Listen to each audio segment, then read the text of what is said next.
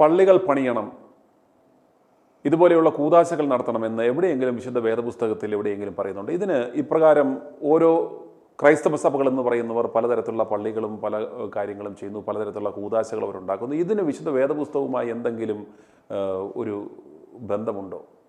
പള്ളികൾ പണിയുന്നു എന്ന് പറഞ്ഞപ്പോൾ ആദ്യകാലത്ത് യഹോവയായ ദൈവം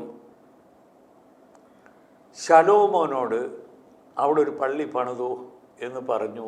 ശലോമോൻ ഇസ്രായേലിൽ രാജാവായിരിക്കുന്ന കാലത്ത് ഒരു പള്ളി പണിതു. അവിടെ തന്നെ യേശു തമ്പുരാൻ വരുമ്പോൾ കാര്യം നേരെ ഘടകവിരുദ്ധമാവുകയാണ് ചെയ്യുന്നത്. യെരൂശലേം ദേവാലയത്തിൽ വന്നിട്ട് പറയുകയാണ്, നിങ്ങളിതൊരു എൻ്റെ പിതാവിൻ്റെ പ്രാർത്ഥനാ ഭവനം നിങ്ങൾ കള്ളന്മാരുടെ ഗുഹയാക്കി തീർത്ത് കളഞ്ഞിട്ട് പ്രതികരിക്കുന്ന യേശുവിനെയാണ് നമ്മൾ കാണുന്നത്. അതുകൂടാതെ അവിടെ അന്ന് ഭരിച്ചുകൊണ്ടിരുന്ന ശാസ്ത്രിമാരും പരീശന്മാരുമായ ആൾക്കാർക്ക് ചെയ്തിരുന്നത് മുഴുവനും വ്യാപാരവും വഞ്ചനയും മാത്രമായിരുന്നിട്ട് ദൈവം തമ്പുരാന് സഹിക്കാൻ വയ്യാഞ്ഞിട്ട് ചാട്ടവാറെടുത്തു. അവിടെ ക്യാഷ് എക്സ്ചേഞ്ച് ചെയ്യാനുള്ള ഫെസിലിറ്റി ഉണ്ടായിരുന്നു, മൃഗങ്ങളെ വിൽക്കാനുള്ള ഫെസിലിറ്റി ഉണ്ടായിരുന്നു, പക്ഷികളെ വിൽക്കാനുള്ള ഫെസിലിറ്റി ഉണ്ടായിരുന്നു. ഇതെല്ലാം ചവിട്ടി തകർത്ത് കളഞ്ഞു. ഒരൊറ്റ മനുഷ്യൻ വലിയൊരു ദേവാലയത്തിലുള്ള ഒരുപാട് എസ്റ്റാബ്ലിഷ്മെൻറ്റ് കാലുകൊണ്ട് ചവിട്ടി തെറിപ്പിച്ച് കളഞ്ഞു. അപ്പോൾ നമ്മൾ മനസ്സിലാക്കേണ്ട ഒരു സംഗതി, ദൈവം ഉദ്ദേശിക്കുന്നതല്ല അവിടെ നടന്നത്. ദൈവം ഉദ്ദേശിക്കുന്നതെന്ന് പറഞ്ഞിരുന്നാൽ, ഇപ്പം നമ്മളിവിടെ 4-5 പേരുണ്ട്. നമ്മൾ വിചാരിക്കുന്നു നമുക്കൊന്ന് പ്രാർത്ഥിക്കാം.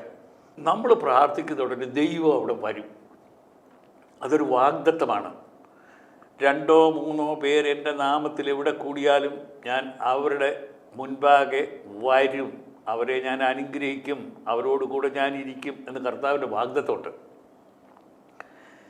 ഇങ്ങനെ അല്ലാതെ ഒരു ഫണ്ട് റേസിങ് എലിമെൻ്റായിട്ട് ഒരു ദേവാലയം ഉണ്ടാക്കി ഒത്തിരിയും ആൾക്കാരവിടെ വന്നിട്ട് ഇവരെ എല്ലാവരെയും പിഴിഞ്ഞ് അതിൻ്റെ സെൻട്രൽ ഫണ്ടിലേക്ക് ശേഖരിക്കുന്ന ഒരു സംരംഭം ദൈവത്തിനും ഇന്ന് നിലവിലിരിക്കുന്ന ഈ ആൾക്കാർക്കൊക്കെ ഒഴിച്ച് ബാക്കി ആർക്കും അത് സ്വീകാര്യമല്ല. കൂടുതൽ ഫണ്ട് വരിക എന്ന് പറഞ്ഞിരുന്നാൽ പിശാചിനെ കൂടുതൽ പ്രീണിപ്പിക്കുക എന്നുള്ളതല്ലാതെ മറ്റൊന്നല്ല. ഈ ഫണ്ട് കൂടുതലും ഉപയോഗിക്കുന്നത് കള്ളിനും പെണ്ണിനും വസ്തുവകകൾക്കും വലിയ വലിയ കെട്ടിടങ്ങൾ. അതായത് ഒരു ദേവാലയം പണിതു, കുറച്ച് നാൾ കഴിഞ്ഞ ഉടനെ തന്നെ ഇതിന് ടവറില്ല, അത് പൊളി. ഉടനെ ഒരു ദേവാലയം ഇതിനേക്കാൾ വലുത് പണിതു, അതിനൊരു ടവർ പണിതു. കുറേ നാൾ കഴിയുന്ന ഉടനെ ആൾക്കാർ വന്നിട്ട് പറയുന്നു, ഇതിൻ്റെ മണി കെട്ടാനുള്ള സൗകര്യമില്ലല്ലോ, ഇത് പൊളിക്ക്. ഇതെല്ലാം പിശാചിൻ്റെ പണിയാണെന്ന് ഞാൻ പറയുകയുള്ളൂ. ഇവിടെയല്ല ചായ ഈ മൈ ചർച്ചിൻ്റെ പ്രസക്തി. കാരണം ഇതുപോലെയുള്ള വലിയ ദേവാലയങ്ങൾ ഉണ്ടാക്കുന്നതിന് പകരം അവനവൻ്റെ ഭവനങ്ങൾ ദേവാലയമായി മാറുന്നു. ഈ ആശയമാണോ മൈ ചർച്ച് മുന്നോട്ട് വെക്കുന്നത്? ദൈവത്തിൻ്റെ നാമത്തിന് മഹത്വം ഉണ്ടാകട്ടെ. ഇത് എന്നോട് ഈ ചോദ്യം ചോദിച്ചതിന് സുനിലിനെ ദൈവം തമ്പുരാൻ അനുഗ്രഹിക്കും. ഒന്നാമത്, ഞാൻ നിങ്ങളെപ്പോലുള്ള ഒരു മനുഷ്യനാണ്. ഞാൻ ദൈവത്തോട് പ്രാർത്ഥിച്ചുകൊണ്ടിരുന്നപ്പോൾ ഒരു ഭാഗം ഞാൻ വായിച്ചു. അതിനകത്ത് പറഞ്ഞിരിക്കുന്നത്, യേശു തമ്പുരാൻ പറഞ്ഞിരിക്കുന്നു, ഈ പാറമേൽ ഞാൻ എൻ്റെ സഭയെ പണിയും, പാതാള ഗോപുരങ്ങൾ അതിനെ ജയിക്കയില്ല. ഭോഷനായ ഞാൻ മനസ്സിലാക്കിയത്, ഇതെന്ന് പറഞ്ഞിരുന്നാൽ ഒരു കോൺക്രീറ്റ് ബിൽഡിങ്ങാണ്. ഞാൻ എളുപ്പം പോയി എറണാകുളത്ത് മണ്ണൂർ എന്ന് പറയുന്ന സ്ഥലത്ത് 36 സെൻറ്റ് സ്ഥലം ഡീമാർക്ക് ചെയ്തിട്ട് അവിടെ യെരൂശലേം ദേവാലയത്തിൻ്റെ മെഷർമെൻറ്റിൽ ഒരു ദേവാലയം പണിതു. സമർപ്പണവും കഴിഞ്ഞു. പക്ഷേ കർത്താവ് പിന്നീട് എന്നോട് കൽപ്പിച്ചു, ഭോഷ, ഇതല്ല ഞാൻ ഉദ്ദേശിച്ചത്.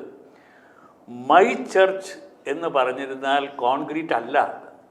മൈ ചർച്ച് എന്ന് പറഞ്ഞിരുന്നാൽ മനുഷ്യരുടെ ഹൃദയം. അവരുടെ ഹൃദയം അവർ കൂടി വന്നിട്ട് അവരെന്നെ സ്തുതിക്കുകയും വാഴ്ത്തുകയും വന്ദിക്കുകയും ചെയ്യും. ഞാൻ അവരെ സ്നേഹിക്കുകയും. ഹല്ലേലൂയ, ദൈവത്തിൻ്റെ സ്തോത്രം. നമ്മൾ എത്ര സ്തുതിച്ചാലും സ്തോത്രം ചെയ്താലും ദൈവത്തിൻ്റെ സ്നേഹത്തിൻ്റെ മുൻപിൽ നിഷ്പ്രഭമാണ്. അപ്പോൾ മൈ ചർച്ച് എന്ന് പറഞ്ഞിരുന്നാൽ ഞാൻ പറയാൻ ആഗ്രഹിക്കുന്നു, യേശു തമ്പുരാൻ ആദ്യമേ ഒരു മൈ ചർച്ച് ഉണ്ടാക്കിയത് ലാസറിൻ്റെ വീട്ടിൽ അമ്മയോട് പറഞ്ഞു, അമ്മേ നമുക്ക് നാളെ ലാസറിൻ്റെ വീട്ടിൽ വരെ ഒന്ന് പോയാൽ എന്താ? പോകാം. അപ്പോൾ ഒരു കാര്യം ചെയ്യും, കുറച്ച് അപ്പം ചുടാം, കുറച്ച് വൈൻ എടുക്കാം, കുറച്ച് ഉണക്കമുന്തിരിങ്ങായും കുറച്ച് അത്തിപ്പഴവും നമുക്ക് ശേഖരിക്കാം. ഓക്കെ. ഇങ്ങനെ പറഞ്ഞിട്ട് ഇവരിത് എടുത്തുകൊണ്ട് ലാസറിൻ്റെ ഭവനത്തിൽ ചെന്നു. അപ്പോൾ അവിടെ ചുറ്റുപാടുമുള്ള ആൾക്കാർ യേശു വന്നെന്ന് അറിഞ്ഞുകൊണ്ട് അവിടെ വന്നു. അവരെല്ലാവരും കൂടെ അവിടെ ഇരുന്ന് ഒരു സങ്കീർത്തനം പാടി.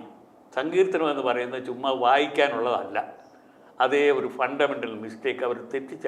സങ്കീർത്തനം സംഗീത പ്രമാണിക്ക് ഇന്ന ടേംസ് ആൻഡ് കണ്ടീഷനിലാണ് ഈ പാട്ട് പാടേണ്ടതെന്ന് വിവരിച്ചിരിക്കുന്നത്. ചുമ്മാ അതങ്ങ് പറയുക, അത് ഒരിക്കലും സംഗീതമാവുകയില്ല. യേശു തമ്പുരാൻ പാടി, ദൈവത്തിന് സ്തോത്രം, യേശു തമ്പുരാൻ സങ്കീർത്തനം പാടി, കേട്ടിരുന്നവർ കൂടെ പാടി. അത് കഴിഞ്ഞിട്ട് യേശു തമ്പുരാൻ വിശുദ്ധ വേദപുസ്തകത്തിലെ ഒരു ഭാഗം വായിച്ചിട്ട് അവർക്കത് ഒരു പ്രഭാഷണമായി കൊടുത്തു. അത് കഴിഞ്ഞിട്ട് വീണ്ടും അടുത്ത സങ്കീർത്തനം പാടി, അവർ കൂടെ പാടി. അത് കഴിഞ്ഞിട്ട് അവർ സ്തോത്രം ചെയ്തു. ഈ കൊണ്ടുവന്നിരിക്കുന്ന ഭക്ഷണ സാധനങ്ങൾ അതിൻ്റെ ചുറ്റുപാടുമുള്ള ആൾക്കാർ കൊണ്ടുവന്ന് അവരുടെ ഭക്ഷണങ്ങളും കൂടെ അവർ ഒരു, നമ്മൾ ചാക്ക് എന്ന് പറയത്തില്ലയോ, അത് മാതിരിയുള്ള ഒരു വിരി സാധനവും അങ്ങോട്ട് വിരിച്ചിട്ട് എല്ലാവരും വട്ടത്തിലിരുന്ന് അത് ആഹരിച്ച് ദൈവത്തെ സ്തുതിച്ച് അവർ പിരിഞ്ഞു പോയി. ഒരാൾ മാത്രം അവിടുന്ന് അടുത്തുള്ള ഒരു മലയിലേക്ക് കയറിപ്പോയി. അത് യേശുവായിരുന്നു പ്രാർത്ഥിക്കാൻ. ഇപ്പം നമ്മളിവിടെ കണ്ടതിൻ്റെ പേരാണ് my church. My church has been established by Jesus in Lazarus house. നമ്മൾ മൈ ചർച്ച് എന്ന് പറയുമ്പോൾ ഇതാണ് വിഭാവനം ചെയ്യേണ്ടത്. അല്ലാതെ എന്നെപ്പോലെ ഒരു കോൺക്രീറ്റ് കെട്ടിടത്തിന് പോവരുത് അങ്ങനെയൊന്നും പറഞ്ഞിട്ടില്ല. എവിടൊക്കെ ഈ കോൺക്രീറ്റ് കെട്ടിടങ്ങൾ ഉണ്ടായോ, പക്ഷേ നമ്മുടെ മണ്ണൂർ സ്നേഹത്തിൽ മാത്രം, മണ്ണൂരിലെ മൈ ചർച്ചിൻ്റെ പ്രിൻസിപ്പിൾ തന്നെ തമ്മിൽ സ്നേഹിക്കുക. രണ്ടാമത് വിശുദ്ധിയോടുകൂടി വേണം നിങ്ങൾ ദേവാലയത്തിൽ പോകാൻ. മൂന്നാമത് പാപം ചെയ്യരുത്. നാലാമത് വേല ചെയ്യാത്തവർ തിന്നുകയും അരുത്. അങ്ങനെ വരുമ്പോൾ നമ്മൾ പെട്ടെന്ന് നോക്കിയിരുന്നാൽ ഈ പുരോഹിത വർഗവും ഈ പാസ്റ്റർ വർഗവും ഈ മൈ ചർച്ചിനെതിരായിരിക്കും. കാരണം അവർ വേല ചെയ്യാതെ എങ്ങനെയും കുറച്ച് പണം സംഘടിപ്പിക്കുക. പണം കുറേയേറെ സംഘടിപ്പിച്ച് കഴിഞ്ഞാൽ ഉടനെ തന്നെ ഞാൻ വേറൊരാളുടെ ശബ്ദം കേൾക്കും എൻ്റെ ചെവിയിൽ, യാ എൻജോയ് ഈറ്റ് ഡ്രിങ്ക് ആൻഡ് മെറിമേക്ക്.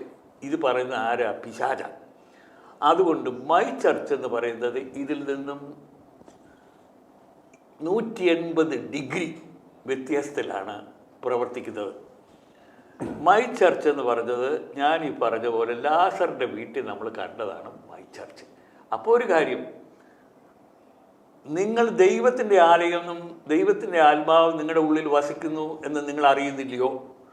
അപ്പോൾ first part of the church is your heart. അത് കഴിഞ്ഞ് നമ്മൾ താമസിക്കുന്ന വീട്ടിൽ മോനെ ഇങ്ങ് വാ, മോളെ ഇങ്ങ് വാ, അല്ലെ അപ്പച്ച ഇങ്ങ് വാ എന്ന് പറഞ്ഞ് നമ്മൾ കൂടിയിരുന്നിട്ട് പ്രാർത്ഥിക്കുന്നു, ദൈവത്തെ സ്തോത്രം ചെയ്യുന്നു, തമ്മിൽ സ്നേഹിക്കുന്നു. ഇതാണ് മൈ ചർച്ചിൻ്റെ കൺസെപ്റ്റ്. ലോകത്തെ റെവല്യൂഷനൈസ് ചെയ്യാൻ പോകുന്ന തരത്തിലുള്ള ഒരു ആശയമാണ് ആചാര്യ ഇപ്പോൾ പറഞ്ഞത്. അതായത് അവനവൻ്റെ ഹൃദയത്തിൽ ദൈവം കുടികൊള്ളുന്ന ഒരവസ്ഥ, അങ്ങനെ അവനവൻ്റെ മനസ്സ് ദേവാലയമാകുന്നു. തുടർന്ന് നമ്മുടെ തന്നെ ഭവനങ്ങൾ നമ്മുടെ ദേവാലയങ്ങളായി മാറുമ്പോൾ അവിടെ സന്തോഷത്തോടെയും സമാധാനത്തോടുകൂടിയും നമ്മൾ ജീവിക്കുമ്പോൾ അവിടെ ദൈവം വസിക്കുന്ന ഒരു സന്തോഷത്തിൻ്റെ ഒരു അനുഗ്രഹത്തിൻ്റെ അനുഭവം ഉണ്ടാകുമെന്നാണ് അച്ചായൻ പറഞ്ഞത്. ഇപ്രകാരം സംഭവിച്ചു കഴിഞ്ഞാൽ ഇത് നിലവിലുള്ള ഈ വിശ്വാസത്തെ കച്ചവടമാക്കുന്ന പല പൗരോഹിത്യ സഭകൾക്കും അവരെ സംബന്ധിച്ചിടത്തോളം അവരുടെ അടിത്തറ ഇളക്കുന്ന തരത്തിലുള്ള ഒരു ആശയമാണ് അച്ഛൻ ഇപ്പോൾ മുന്നോട്ട് വെച്ചത്. അന്നേരം എനിക്ക് തോന്നുന്നു ഇത് തീർച്ചയായും ഇതൊരു, ഞങ്ങൾ ഈ ചർച്ചയിൽ തുടക്കത്തിൽ പറഞ്ഞ പോലെ ഞങ്ങളുടെ പള്ളികൾ പൊളിക്കുന്നേ, ഞങ്ങളുടെ കൂദാശകളെ അപമാനിക്കുന്നേ എന്നൊക്കെ പറഞ്ഞ് നിലവിളിക്കുന്നവർക്ക് അവർക്കുള്ള ഒരു ഉത്തരമാണ് അച്ചായൻ പറഞ്ഞത്. നിങ്ങൾ എന്തിന് പള്ളികൾ പണിയണം, നിങ്ങൾ എന്തിന് പള്ളികളിൽ പോകണം എന്ന ഒരു ചോദ്യമാണ് അച്ചായൻ്റെ ഈ ആശയത്തിലൂടെ മുഴുകുന്നത്. കാരണം നമ്മുടെ ഹൃദയത്തിൽ, നമ്മുടെ മനസ്സിൽ ദൈവം കുടികൊള്ളുമ്പോൾ, നമ്മുടെ ഭവനം ദേവാലയമായി മാറുമ്പോൾ മറ്റൊരു ദേവാലയം നമുക്ക് എന്തിന്? നമ്മളുടെ മനസ്സും നമ്മുടെ ശരീരവും പവിത്രമായി വെച്ച് കഴിഞ്ഞാൽ, നമ്മുടെ ഭവനത്തിൽ സമാധാനാന്തരീക്ഷവും സ്നേഹവും കളിയാടിയാൽ അവിടെ ദൈവം വസിക്കുന്ന ഒരു അവസരമുണ്ടെങ്കിൽ മറ്റൊരു ചർച്ച തേടി എന്തിനു പോകണമെന്നാണ് അച്ചായൻ ചോദിക്കുന്നത്. അന്നേരം തീർച്ചയായിട്ടും ഈ മൈ ചർച്ച് മൂവ്മെൻ്റ് എന്ന് പറയുന്നത് ലോകത്തിനുള്ള വലിയൊരു സന്ദേശമാണ്, സംഭാവനയാണ്. ഇന്ന് ഈ ക്രൈസ്തവതയുടെ പേരിൽ പല പല സഭകൾ ഉണ്ടാക്കി, പല പല പേരുകളിൽ ഒരു ക്രിസ്തുവും ഒരു വിശുദ്ധ വേദപുസ്തകവുമേ ഉള്ളൂ എങ്കിൽ പോലും ഇന്ന് പല പല പേരുകളിൽ ഇവർ ഒരു വിഭാഗക്കാർ മറ്റൊരു വിഭാഗക്കാരൻ്റെ പള്ളിയിൽ കയറത്തില്ല, മറ്റുള്ളവരുടെ ശുശ്രൂഷയിൽ കൂടത്തില്ല. ഇങ്ങനെ ഓരോ അയൺ കർട്ടൻ ഇട്ട പല പല കമ്പാർട്ട്മെൻറ്റുകളായി വർത്തിക്കുമ്പോൾ, കർത്താവായ യേശു ക്രിസ്തുവിന് തന്നെ അവമാനം ഉണ്ടാക്കുമ്പോൾ, വളരെ ക്രൈസ്തവ വിരുദ്ധമായ ക്രിസ്തുവിൻ്റെ വചനങ്ങൾക്കെതിരെ പ്രവർത്തിക്കുന്ന ഒരു കൂട്ടരെ നമ്മൾ ക്രൈസ്തവരെന്ന് വിളിക്കുന്നു, ക്രൈസ്തവ സമൂഹം എന്ന് വിളിക്കുന്നു. അപ്പോൾ അച്ചായൻ പറയുന്നത് ഇതൊന്നും ക്രിസ്തുവിൻ്റെ മാർഗമല്ല, ഇവർക്ക് ക്രിസ്തുവുമായി യാതൊരു ബന്ധവുമില്ല, ഇതൊന്നും പള്ളികളല്ല, ഇതൊക്കെ വെറും കരിങ്കൽ കെട്ടിടങ്ങളാണ്, വളരെ നശ്വരമായ ദൈവ സാന്നിധ്യമില്ലാത്ത വെറും കരിങ്കൽ ഗോപുരങ്ങളാണ്, അവിടെയൊന്നും വ്യാപരിക്കുന്നത് ദൈവാത്മാവല്ല, പരിശുദ്ധാത്മാവല്ല എന്ന് അദ്ദേഹം പറയുന്നു.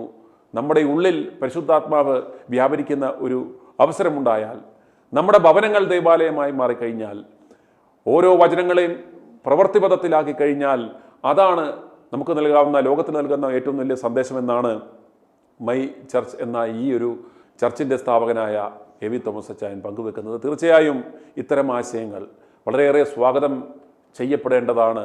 ഇന്ന് പല പല വിഭാഗങ്ങളിൽപ്പെട്ട് ഉഴറുന്നവർക്ക് തങ്ങൾ ഒരു ക്രൈസ്തവ വിശ്വാസിയാണ്, തങ്ങൾ ഏതൊരു ക്രൈസ്തവ സഭയിലാണ് വിശ്വസിക്കുന്നത് എന്നും പറഞ്ഞ് മിഥ്യാധാരണയിൽ പോകുന്ന, ഈ ചൂഷണങ്ങൾക്ക് ഇരയാകുന്ന, ഇതെല്ലാം തട്ടിപ്പാണെന്ന് അറിയാമെങ്കിലും വേറെ എന്താണ് ഒരു മാർഗമെന്ന് ഉഴലുന്നവർക്കുള്ള കൃത്യമായ ഒരു സന്ദേശമാണ് അച്ചായൻ പറയുന്നത്. നിങ്ങൾ ക്രിസ്തുവിൻ്റെ മാർഗം പിൻപറ്റുവാൻ ആഗ്രഹിക്കുന്നുവെങ്കിൽ, വിശുദ്ധ വേദപുസ്തകത്തെക്കുറിച്ച് അറിയുവാൻ ആഗ്രഹിക്കുന്നുവെങ്കിൽ നിങ്ങളുടെ ഹൃദയം ദേവാലയമാക്കുക, നിങ്ങളുടെ ഭവനം ദേവാലയമാക്കുക എന്നൊരാശയമാണ് മൈ ചർച്ച് മുന്നോട്ട് വെക്കുന്നത്.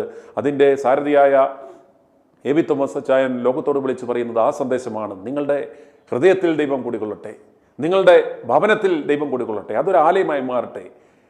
വചനങ്ങളെ പ്രഘോഷിക്കുവാനുള്ളതല്ല, അത് പ്രവൃത്തിപഥത്തിലാക്കുകയാണ് നമ്മുടെ കർമ്മത്തിലൂടെ. ആ പരിശുദ്ധാത്മാ ഗുണങ്ങളെ, സ്നേഹം, കരുണ, ദയ, ക്ഷമ, വിശ്വസ്തത, സൗമ്യത, ഇന്ദ്രജയം എല്ലാം നമ്മുടെ സഹോദരന്മാർക്ക്, നമ്മുടെ കൂടപ്പുറപ്പുകൾക്ക് അനുഭവവേദ്യമായാൽ അതിൽ പരം ഒരു സന്ദേശം നൽകുവാനില്ല എന്നാണ് ആ മൈ ചർച്ച് മുന്നോട്ട് വെക്കുന്ന ആശയം. തീർച്ചയായും ഇപ്രകാരം ഒരു ആശയം മുന്നോട്ട് വെച്ച എ വി തോമസ് അച്ചായനോടുള്ള ആ നന്ദിയും കടപ്പാടും അറിയിക്കുന്നു. കഴിഞ്ഞ ദിവസം ഞങ്ങൾ തിരുവനന്തപുരം മെഡിക്കൽ കോളേജിന് സമീപം മൈ ഹോം എന്ന പുതിയ സംരംഭം ആരംഭിച്ചതിൻ്റെ ഏറ്റവും വലിയ പ്രചോദനം എന്ന് പറയുന്നത് അച്ചായൻ്റെ ഈ വാക്കുകളാണ്. വചനം പ്രഘോഷിക്കുവാനുള്ളതല്ല, അത് പ്രവൃത്തിപഥത്തിൽ ആക്കുവാനുള്ളതാണ് എന്ന ആ ഒരു മഹത്തായ സന്ദേശം നൽകുന്നതിന് വേണ്ടിയാണ് ഈ വാക്കുകളിൽ പ്രചോദനം ഉൾക്കൊണ്ടുകൊണ്ടാണ് ഞങ്ങളുടെ ആ വീട് അതിനുവേണ്ടി വിട്ട് നൽകുന്നതും അപ്രകാരം ഒരു പ്രവൃത്തി തുടങ്ങുന്നതും. അന്നേരം തീർച്ചയായിട്ടും ലോകമെമ്പാടുമുള്ള ഞങ്ങളെ ശ്രമിക്കുന്ന ഏവർക്കും ഒരു പ്രചോദനമാണ്. ഞങ്ങളിങ്ങനെയൊക്കെ ചെയ്തു എന്നൊരു വലിയ കാര്യങ്ങൾ വിളമ്പുകയല്ല, ഞങ്ങളാൽ പറ്റുന്നത് ഞങ്ങളൊരു തുടക്കം കുറിച്ചു. ലോകമെമ്പാടുമുള്ള ഞങ്ങളെ ശ്രമിക്കുന്ന ഏവരും അപ്രകാരം ചെയ്താൽ, ദൈവാത്മാവ് നമ്മുടെ ഉള്ളിലാണ് വസിക്കുന്നത്. നമ്മുടെ ഹൃദയത്തെ ദേവാലയമാക്കി കഴിയുമ്പോൾ, നമ്മുടെ ഭവനത്തെ ദേവാലയമാക്കി കഴിയുമ്പോൾ, ആ വചനങ്ങളെ പ്രവൃത്തിപഥത്തിലാക്കി കഴിയുമ്പോൾ അവനൊരു ക്രിസ്തുവിൻ്റെ അനുയായിയാണെന്ന് മറ്റുള്ളവർ പറയുമ്പോൾ, അതാണ് നമുക്ക് ലോകത്തിന് നൽകാൻ പറ്റുന്ന ഏറ്റവും മഹത്തായ സന്ദേശം. ഞങ്ങൾ തുടക്കത്തിൽ ഈ ചർച്ചയിൽ പറഞ്ഞതുപോലെ, എൻ്റെ പള്ളി നശിപ്പിച്ചേ, ഞങ്ങളുടെ കൂദാശകളെ മുടക്കുന്നേ, ഞങ്ങളെ ആക്രമിക്കാൻ വരുന്നേ എന്ന് ഒരാൾ പോലും, കാരണം ആർക്കും നമ്മളെ ആക്രമിക്കുവാൻ തോന്നത്തില്ല, ആർക്കും നമ്മളോട് വിരോധം തോന്നത്തില്ല. ഇപ്രകാരം ആ പരിശുദ്ധാത്മാ ഗുണങ്ങൾ നമ്മുടെ ഉള്ളിലേക്ക് വന്നു കഴിഞ്ഞാൽ ആർക്കും നമ്മളെ നശിപ്പിക്കാനോ തോൽപ്പിക്കാനോ സാധ്യമല്ല എന്നാണ് എ വി തോമസ് അച്ചായൻ്റെ പക്ഷം. ഇപ്രകാരം ഒരു ആശയം ലോകത്തിന് നൽകിയ എ.വി. തോമസ് അച്ചായനോടുള്ള നന്ദിയും കടപ്പാടും അറിയിക്കുന്നു. നന്ദി, നമസ്കാരം.